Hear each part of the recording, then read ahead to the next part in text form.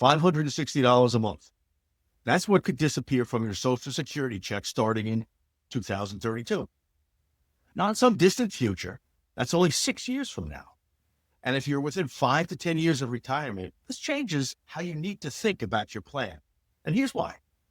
The CBO, or the Congressional Budget Office, now that's the government's own nonpartisan agency that scores the federal budget, just released its February 2026 outlook. Buried inside is a number that should stop every pre-retiree in their tracks. The trust fund that helps pay Social Security retirement benefits runs out of money in 2032. I'm sure we've been hearing that number. Last year, that date was 2033. So they moved it up again. Now, here's what that actually means. Because this is the part that nobody's explaining clearly enough. Right now, Social Security is already spending more in benefits than it collects in payroll taxes. The trust fund covers that gap. Think of it like a savings account that's been filling in the shortfall. When that savings account hits zero in 2032, Social Security can only pay out what it collects in real time from workers' paychecks. Now, unfortunately, that's not enough to cover what's been promised. Let me show you what that looks like in real dollars. Now, say you're expecting $2,000 a month from Social Security. The moment the trust fund runs dry in 2032, the government can only pay what comes in. That means an immediate cut, roughly $140 off of your monthly check.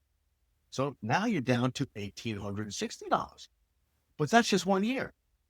From 2033 to 2036, the cuts get deeper. The government's own math shows your $2,000 check drops to roughly $1,440 a month. That's $560 a month gone. $6,720 a year over a decade. Now that's $67,000 in income that your retirement plan assumed would be there. And unfortunately, it might not be. Now, here's what should concern you even more.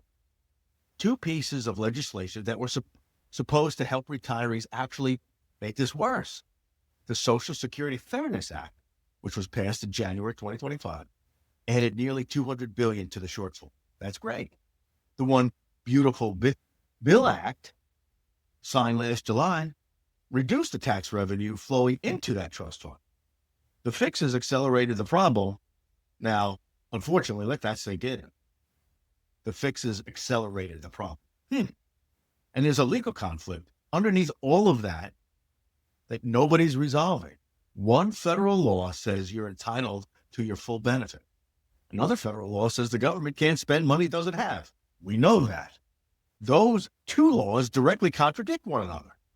And no one has determined what actually happens when they collide in 2032. The head of the Congressional Budget Office said it plainly. The fiscal trajectory is unfortunately not sustainable. So here's the bottom line. If your retirement plan assumes you'll receive 100% of your Social Security benefit for the next 20 to 30 years, your plan is built on a number that the government just told you can't guarantee. And that's not pessimism. That's simple math.